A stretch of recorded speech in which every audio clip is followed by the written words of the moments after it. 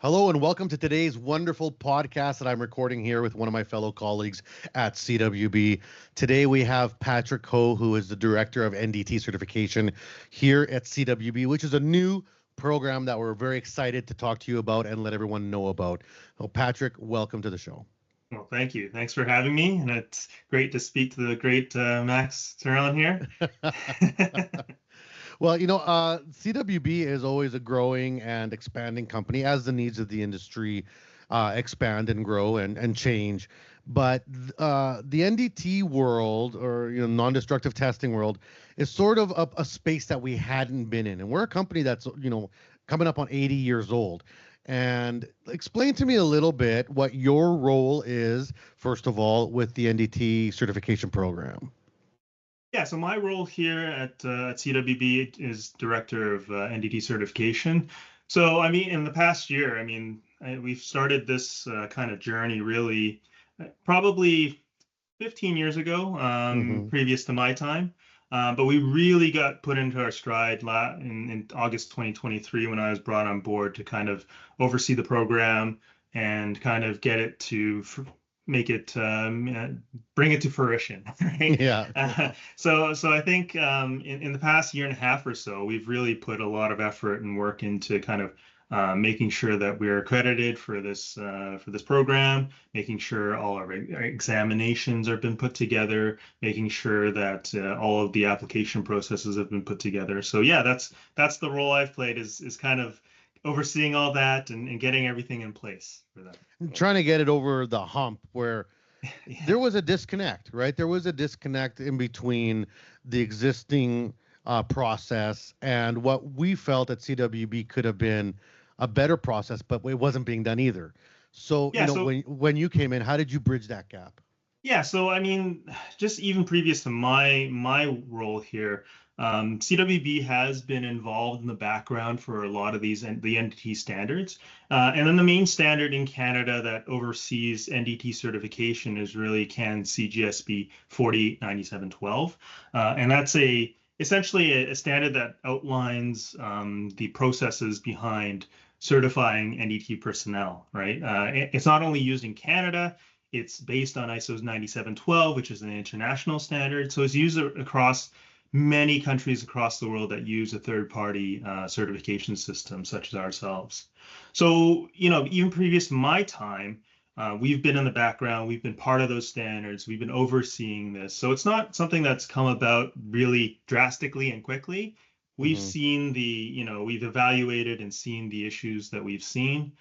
We know that in the background, with the existing certification body or the current certification body, there's been some challenges, mainly behind processing time and kind of challenges with kind of the examinations themselves and how they were, how the current examinations are, really aged and needed a little bit of updating.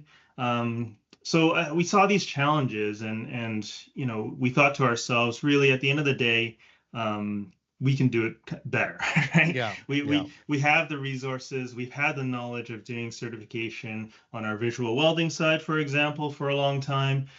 We have the knowledge of putting together great examinations for that. And so we thought, hey, we could do this, we could do it better. And industry also recognized that, and industry came to us to ask for that help as well. We had a lot of industry advocates, and we had a lot of advocation really within CWB to go this route as well, right? So it's been a long road in terms of getting to this point, but in the past year and a half, again, as I said, we've done a lot of work to get this off the ground, right? So and it really is a testament to the individuals within CWB and also our partners and all the industry that have helped us to get to this point. Yeah, and when you look at the industry out there and they're listening to this podcast and they're thinking, okay, so what's the difference? What do I need from NDT? And in relation to destructive testing versus non-destructive testing, the ratio's way out. Like, I mean, you don't want to do destructive testing at the end of the day unless you have to, Correct. right? Yeah. And usually in a pre-qualified state so that you don't have to be cutting things apart to check if they're okay. So I would say the majority, and correct me if I'm wrong, but the majority of the inspection that occurs in Canada is of a visual or non-destructive format, right? Correct. Yeah. No, that's totally correct. And I mean, one of the challenges with NDT and non-destructive testing in Canada in general is because we are such a vast country, we are Mm-hmm. such a large country with varying industries across the board, right? You got shipbuilding in the West Coast and the East Coast, you got oil and gas in the center, and then you got Mm-hmm. manufacturing in Ontario and Quebec, right? So Mm-hmm. you got some vast and different types of skills and industries that are needed, right?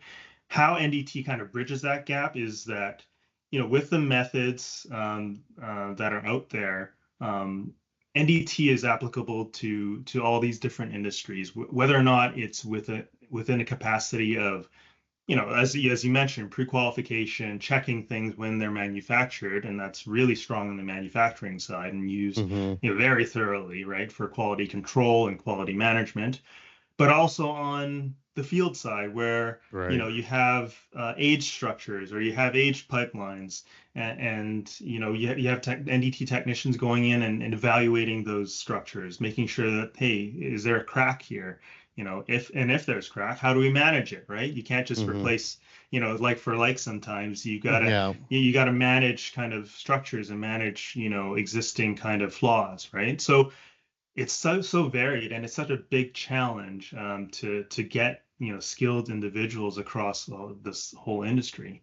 And one of the issues that we've seen, and again going back to why we've gotten into this, is we're losing that kind of skill and competence across the board just because people are retiring, right? Mm-hmm. We're getting to the age where a lot of those folks who were skilled in manufacturing, skilled in kind of welding, skilled in the field, right? That Yeah. got into NDT, and now they're getting to the age of retirement, right? And they're getting out of the workforce. So one of the challenges is to maintain that workforce and bring in new blood, bring in new additional resources for these manufacturers, right? For these construction, for oil and gas, and all these other industries. So yeah, that's the biggest challenge that we've kind of seen with NDT. And for a company that is thinking, perhaps I need this, or we have had this and we're losing, our people that are, retiring or leaving for other industries, what's the process for them if they're looking at all the, options they have on the table to reach out to someone? Why would they Mhm. come to CWB?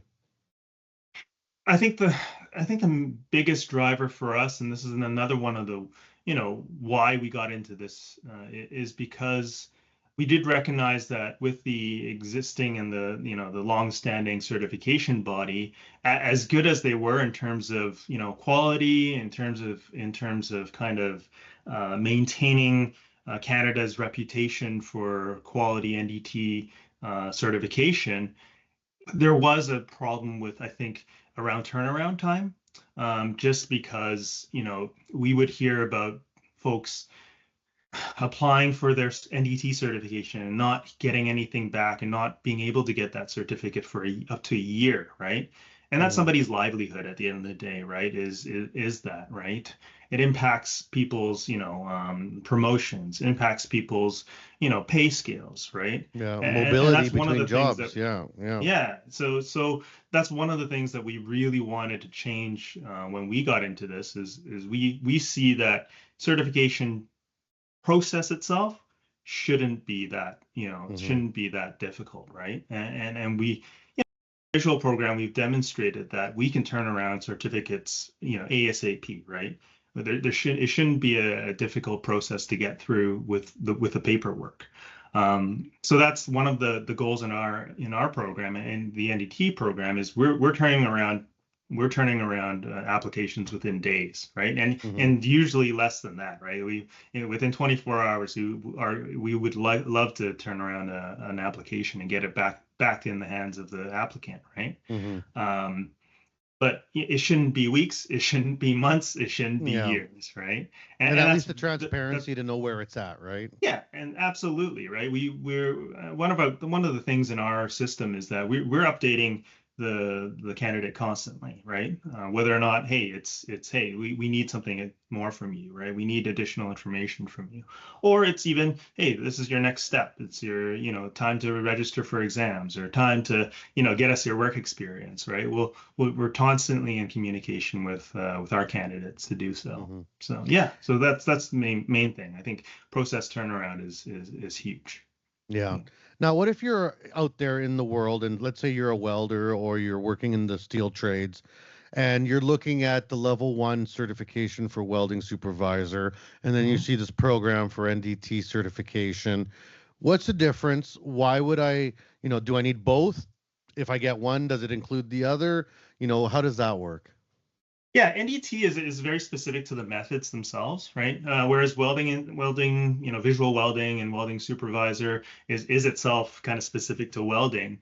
NDT itself, as I mentioned earlier, covers a wide level of, industries and wide Mm-hmm. level of skill levels. The level 1 in an NDT situation, yeah, it's really based on the method, right? So currently we have both the penetrant testing and magnetic particle testing as our methods, and a level 1 tech in those situations are, they're applying penetrant or applying their skills in magnetic particle in inspection, but not expected, for example, to do a supervisory role or Right, right. be writing reports. At the end of the day, they're doing the work, right? So and then a level 2 is, beyond that, they're doing all the reports, they're overseeing kind of the testing, right? And then level 3 is even another level above that. So the differences between, again, it's dependent on, what we're looking at. Whereas Yeah. welding is very concentrated on welding, NDT can be, varied in different industries across Canada. And you mentioned that there's 3 levels. Is Yes. it dependent on the level before? You go 1, 2, 3? There are levers and variances in the standard that can allow somebody to go, say, direct to level 2 or level 3. So I think in general, it's always better to have the level before. It Mm-hmm. gives yourself a lot of experience. It gives yourself a lot of background in terms of how some of these methods are applied, especially in the field, right? A lot of field techs are level 1, level 2, right? And then you get to the level 3s, which are more kind of in a review role, right? Mm-hmm. So it's always better to go through the levels, but there are levers within the standard that allow for somebody to go direct, right? And for the shops, like, I mean, when would I need this? Like, Mhm. let's say I'm Billy Bob's Welding, and this is from my personal history. We're welding on a water tank in the shop, and we liquid penetrant test it to make sure it doesn't leak. Now I'm just Joe Schmo in the shop running with the developer and the penetrant and doing it on my own. No training aside from what's written on the cans, and I can say yes, it's leaking, or no, it's not leaking, because that's just what I'm doing in front of me. Now that's not official. That's not being written down. That's not under any type of jurisdiction. Yeah. Now that might be fine for certain jobs, but at what point does an industry or a company or even a self-employed person needs to start thinking like, I need to get a certification in this for it to be Really in the industry is a lot of specifications will call that out, right? And because we have such a strong NDT program in Canada, a lot of specifications and standards require, say, can CGS be, this method minimum level 2, right, for an right? individual to have inspected it, right? Usually it's around the level 2 or 3 that they require, right, because they want a higher level of quality. So yeah, I think that's the main driver for a lot of companies and a lot of industry. It's not to prevent people to, from doing, other inspection work. Hey, any inspection is better than no inspection at the end of the day, Mm-hmm. for sure. Mm-hmm. But a level of certification kind of reflects a level of quality of that of And the skill of the professionalism. worker Yeah. really Yeah. doing it, right, at the end of the day, right? And part of that is because our certification system requires a certain level of training, requires a certain level of experience, right? So level 1 requires a certain level, but then level 2 requires more experience and more training, right? And so on and so forth for level 3, right? So that's where you get the value out of the certification system, is that you get a certain level of quality behind. Now, how long are each courses, or what's entailed with taking your level 1? Who do I call? Is it online? Is it in person? What's the process? So we have a list of recognized training organizations within Canada that train for the particular NDT methods. Because it's an ISO certified system, and to maintain our impartiality, we ourselves as CWB and as the certification body do not provide the training directly, right? You have to go to one of the recognized training organizations, and it could be, we've seen, we have a minimum amount of training, which is typically around a week per level, typically, and that's just the base. It varies based on the method and the level. But that training could be wrapped up in, say, a diploma program. Like there's diploma programs at the various colleges across Canada, but there's also kind of specific training organizations that do particular methods or particular levels as well. Yeah. So on our website, we'll have a list there of recognized training organizations that people can go and talk to about what training they'll need to get. Does a person need to have an overseeing company sign off or anything like that? Because I know for certain inspection, like level 1 inspector to level 2 inspector, you have to have a sign off of hours of work being done. Is it a similar process for the NDT certification? It is, right? Not necessarily a company at the end of the day, but we would like a certified individual to sign off on somebody's experience, right? So that doesn't mean that you have to be duly officiated with a company, right? But it means that somebody has had to oversee your experience at the end of the day, and see that experience and kind of live it to make sure that they know at the end of the day you're competent for that level and method that you're applying for. So yeah, definitely there is some oversight. And that's inherent in all third-party certification systems. Yeah. And how long does the certification last? Certification is 5 years. So initial certification is 5 years. There's a renewal at 5 years, and then there's a recertification at 10 years. So the difference between a renewal and a recertification are essentially, a renewal is just kind of giving us evidence as to you're maintaining, you're working, right, that certification, and through the structured credit system now, we require evidence that, hey, you're working you're working day in day out doing NDT, and then you're also kind of doing a little bit of extracurricular on the side to make sure that you're maintaining yourself, or you're maintaining those skills, you're up to date on the latest kind of innovations and kind of developments in your method, right? And then in the recertification cycle, we do require, essentially at every 10 years, we require you to demonstrate your skill, right, and competence through a practical exam, and make sure that that skill is being maintained at the end of the day. A lot can change in 10 years, exactly. You might come back in 10 years and the mag particle is not even a thing anymore. It might be some new super quantum particle. I don't know, Yeah, for sure. Well, that's why we also require a photo at every 10 years as well, because people change. Awesome. Now, what about in terms of, you said that there's a need for this in the industry. There's work for these people that can get the certification and get money, a good career, or even a really good boost to their resume in terms of being of higher ability within the steel industry. Now, is there any reason that is there anything that would stop you from being able to apply for this? Is there requirements like visual inspectors for level 1 inspector need to have eye test, for example? Is there anything like that a person must be aware of before they apply? Yeah, outside of the training itself, like having the proper training and also the experience behind that, there is a certain level of requirement for vision. In terms of vision, it's very similar to our visual program, really, at the end of the day. Mhm. I mean, it is something, unfortunately, that requires you to have, at least this decent vision to be able to distinguish defects and such, right? So there is Right. vision requirements, and that's outlined in the standard of what those are. Also color vision, not only nearsightedness and near vision requirements, but also color vision Colorblind. requirements, Yeah. especially because we're working with different, in the penetrant world, you're working with different colors of penetrant. Hmm. In kind of the radiograph world, where you're working with potentially different shades, right? So you have to Right. distinguish different defects based on the shading as well. So things like that, there are some minimum requirements on, and that's part of the standard. Now, what would be some of the, if you could give me a snippet of what the level 1 training looks like? Like I sign up and I say I want to get my level 1 in mag particle. All Yeah. right.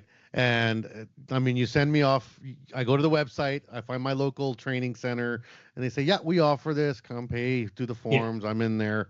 What can I expect to do? Is it going to be hands-on? Is it just going to be paperwork? Right. So yeah, just to add just a correction, like level 1 for mag particle and penetrant testing in Canada doesn't exist. So you start with level 2, so there is a higher expectation. Okay. But for level 1, say UT or something like that, ultrasonic Mm-hmm. testing or something like that, it's going to vary, depending on the training organization. But we require at least a certain level of in-class training and field training as well. In terms of, not field training necessarily, but hands-on training is what we mean, practical training. So there should be a balance of that, and we do require a minimum and it varies with the method and level, but we do require a certain amount of practical training, hands-on training, because we feel that's valuable at the end of the day. Absolutely. Right? You're going to be out there, Yeah, but what it looks like is typically you're going to spend like the week or so kind of, in the classroom learning about the method, at that level, and learning going over about, samples and the theory defects. behind Yeah. it, right? Learning about, for example, if you're talking about steels, you may dive a little bit into the metallurgy because it's relevant to that method, right? For example, UT, because it's all based on sound, different metals have a different, a different reaction to sound Based off waves, right? density and structure. Yeah. Exactly. So you're going to have to dive into a little bit of the theory to understand, hey, this is why UT is done the way it's done. But then on the flip side, you're gonna have to actually get your hands dirty and start doing it as well, because that's where that skill comes from. Yeah. Competence will come from when you get into the field, right? So now, what about other materials? Plastics, ceramics, stuff like that. Is this all within that spectrum?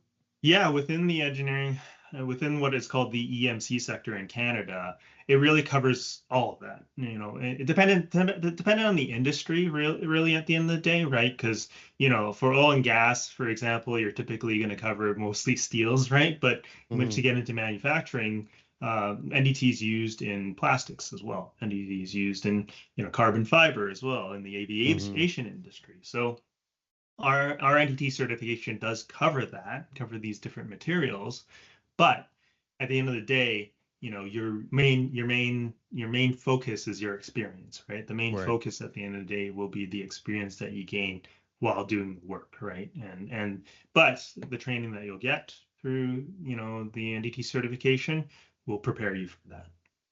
Now, you said that this was kind of a soft ball game for about 15 years, and in the last year we really decided to step it up and get into the market and try to figure it out and give Canadians an option that's faster, more transparent, easier. I'd imagine that opened an oyster for you, though, where there's so many other things that perhaps CWB has not gotten into that perhaps we could. So, from your point of view within the NDT spectrum, what kind of things might be coming in the horizon? What are the gaps that we're still trying to figure out and fill? What's coming down the pipe? Yeah, definitely NDT certification itself is really a starting point for CWB in this kind of role. I mean, our goal at the end of the day is to become, number one essentially in anything materials joining, right? And related, right? And this is where the and related comes from, right? When we did when we did our analysis and as to how to get in, if we wanted to get into this industry and how to get into this industry, we identified a few areas that we wanted to kind of help the industry with, right?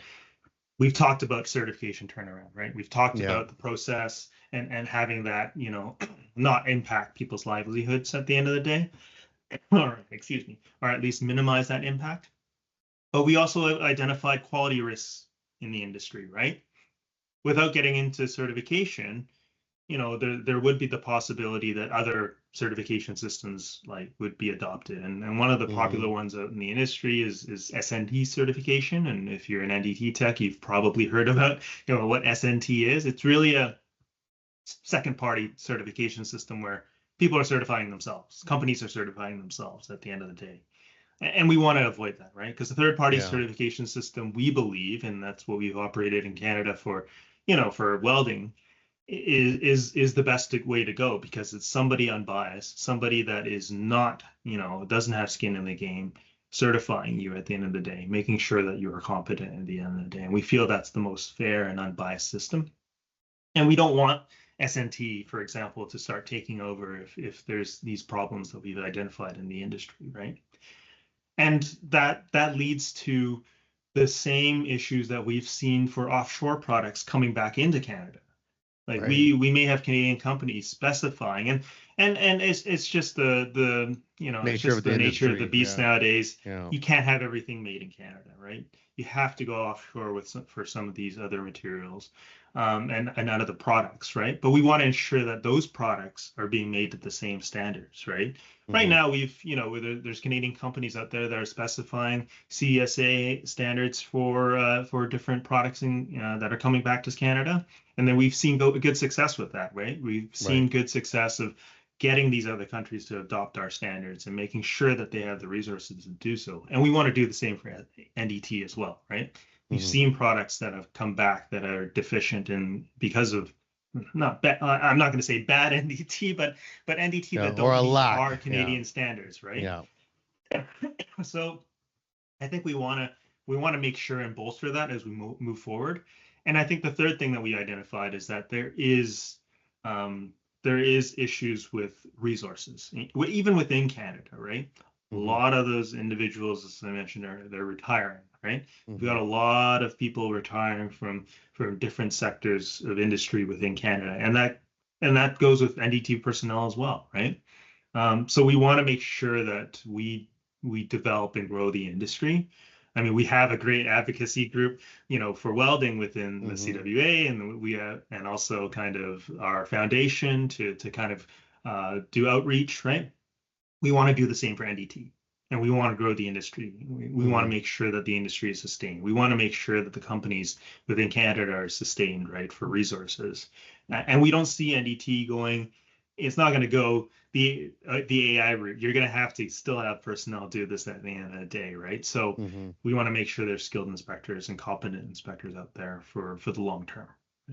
Right. Now, the big question most companies are going to have, and this is something that's been, kind of, I wouldn't say an issue, but definitely something that we're aware of at CWB, is that why all the regulation? You're looking at other countries that are going very hard into deregulation. We're seeing in South America, we're seeing in parts of, overseas, and as a regulatory company, we have to kind of apply our reasons for why we would want to maintain regulation or even increase regulations in some cases. So, if I'm a company again, as an example, and I'm looking at CWB and thinking, I want to break into new markets, but I don't have the abilities to do it. How can this help us? How can getting into certifications, getting into regulations, help that company grow, as opposed to the thought that it will somehow hinder or handcuff them? Well, I think having, especially because the certification for NDT in Canada is a mark of quality at the end of the day, in a sense, because we have this high standard. And the thing is, that high standard is very much sought after in the world, really. Internationally, I would say that people have experienced the demands of the Canadian certification system across the world, and they know how rigorous we are, and they know how how skilled our personnel are at the end of the day. So for personnel within a company to be certified to the CAN-C GSB standard is really a good thing, right? It gives them that mark of quality. And how we plan to kind of in the future kind of show that off, at least through CWB and our work, overseas, is to make sure that kind of those types of standard, the CAN-C GSB standard, is known across the world, and that's through kind of ensuring products that come back to Canada are have that level of standard, but B, make sure that standard is now influencing other countries and other regulatory bodies to say, hey, look, this is a good standard to go towards, right? These are skilled inspectors that you can trust, right? Or companies that you can trust because they're working at this level. So yeah, for sure, I think it's a mark of quality at the end of the day, and it'll benefit all companies and personnel to have this certification. Yeah. Now, in terms of, like, we have a great website here at CWB, and I know that even overseas contractors, people within Canada, use our registry that we have to find competent workplaces. You can go to our website and be like, okay, I need a CWB certified shop in Leduc, Alberta, and it'll give you the list of the shops so you can narrow your search down to get your quality work done. Is it going to be similar with this NDT certification, where people can come to our website and maybe find listings of the people that they can go to get products made that they know will be done well? Yes, absolutely. Yeah, that's the same. And we're going to have, personnel on there, but we're also going to have, information such as when their kind of certification is coming up for expiry, and when, where they're located, and contact information as well will be on our website. So yeah, definitely we'll have that in place. That tool there for everybody. Yeah. Awesome. Absolutely. And what about for yourself, Patrick? You come into this role, how's this year been for you, developing this, learning all the tips and tricks and of this world? I mean, for me, I've been in the industry 30 some years, but you're coming in being like, oh man, this is a big thing to tackle. Oh yeah, absolutely. Right. Like, I have a background that's related to this. I come from materials engineering, but I've been learning the standard and such, and basically what we've done in the past year and a half is, the other certification body in Canada has done this for over 60 years, right? We're cramming 60 years of knowledge and know-how into a year and a half, and it's been challenging, but but what we've also found is, within CWB, we have so many good resources, right? Like yourself, Max, as well, but also others that have, such a great kind of background to help us with the certification system, right? And processing application to kind of the examinations to kind of, even kind of how to get the word out there. Flow, right, from front to back. Yeah, excellent. Yeah, it's been. I don't think this could have happened at any other company other than CWB at the end of the day. That's what I truly believe. Yeah. And what's your goals with the program? I'm sure you got some short-term, long-term goals. What's the goal in the short term? What's the goal in the long term? Yeah, the short term is really just to get our act together and make sure that we are providing that quality service to personnel out there. Right, processing renewals and recertifications, and making sure that new applicants are being supported at the end of the day, right? But longer term, I mean, we do want to expand our our authorized examination centers. We want to get more out there. We're currently concentrating on the major areas like Alberta, Ontario, and Quebec right now. But we do plan to fan out in the near future, give people options. And also very near future, we want to give people even more options, like for the written exam, for example. We want to give, through our Proctor-U system, people the opportunity to complete their exam at home, right? At least their written exam, right? Practical exams will always happen in person, right? You can't get away from that. I know we've done great work to do that in our visual welding, but with the tools and the methods that are in play for NDT, at least then I think the short term, that's not going to happen. There's actual toys you got to play with. Yeah, exactly. So That may happen down the road, but right now, at least with the written exams, we plan to give people even more options at the end of the day. Yeah. Awesome. And I think the third thing is really making it easier and easier for people to apply, right? We've heard the issues with paperwork, and stuff. We live in a digital world, and we're going to be leveraging, I think, in the next few months, our my CWB portal to start, completing applications, and that'll even that will cut down on application times as well, right? And getting information back and forth, and getting those attestations from other certified individuals, and to make sure that whoever's applying has the skill and competence that they say they do, right? So things like that, I think we're in the next little while, those things will be in play, and we'll be able to kind of even move the game more forward. Well, for sure. And, like coming from my point of view here at the company, as a director, we all have these ideas to kind of turn CWB into the one-stop shop. And the number one thing to be a one-stop shop is that people want to be there. Yeah. You can't just, entice them with carrots and then give them, broccoli when they show up. You gotta make sure that the deal is sweet from start to finish. And there's Absolutely. a reason to come in, and that they like it. And then when they're in, whatever they need. Okay, where you need. Okay, this is a problem, we can help with that. This is an issue, we can help with that. You need support, we can help with that. You train, whatever it is. Now this is going to fit right into that puzzle, right? Of creating that one-stop shop where you don't need to. And trust me, this was a big issue in my young career as a welder. I'd have to go to testing, 3 different test centers for my tickets. I'd have to go there. I'd have to go to Edmonton sometimes to recertify something. And then I'd have to do something at the local college. And then I'd have to do something at the Ironworkers Hall, because they're the only place I would be doing that test. Yeah. And to see that we're narrowing that down to being like, you know what? Let's just deal with one person that can help me solve all these problems. Yeah. I think it's the right way to go. Yeah, absolutely. And we have such a good call center as well, where, people can just call in and, hey, if you have a question about the certification, if I have a question about, anything to do with, the process, or even, how to fill out an application at the end of the day, right? We have great people here that can do that and help with that, right? Whereas, with some other certifying bodies, they're hard pressed to get answers sometimes. Whereas us, you pick up the phone, give us a call, we'll give you an answer, or send us an email, and we're going to try to get you an answer as quick as we can, right? Like that's the one difference I think we have, and there's a lot of support behind what everybody does within the company, but there's also a lot of support, outside to people applying, for their certifications as well.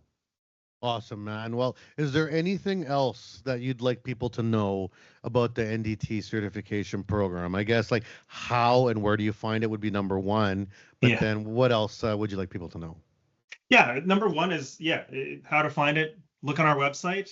Like soon we're in the process of updating that website, but anytime you search NDT certification, it should be able to get you to where you need to be in terms of getting our application forms and the instructions on how to apply and such. We have an exam guide that kind of goes through that whole process as well. The other thing I want people to know is, there is a little bit of confusion in the industry of, what's the NDT certification in Canada? It's a CGSB certification. It's done by the government of Canada. Well, what we're certifying to is a CGSB standard. It's the CAN CGSB 48.9712. That's the standard itself. And it's the same standard that the government of Canada, for example, is any certifying other to, right? So I want to make sure that people are clear that it's the same exact standard. So don't worry if you go in the field and people ask you, you can still say you're a CGSB certified personnel, even if you go through CWB or the current certification body or the other certification body. But that it's the same standard and the same expectations, same level of quality, same level of rigor, right? That we've always, past 60 years that we've experienced. And the third thing I want people to know is, because of that, we're able to renew and recertify existing CGSB certificates, right? You don't have to come to us for, your initial and then be able to renew with us, right? We can renew existing certificates from the other certification body at this point. So yeah, bring us your existing one. We should be able to renew and recert. The only thing we're going to ask for you is a photo, because we don't know we don't have your mugshot yet.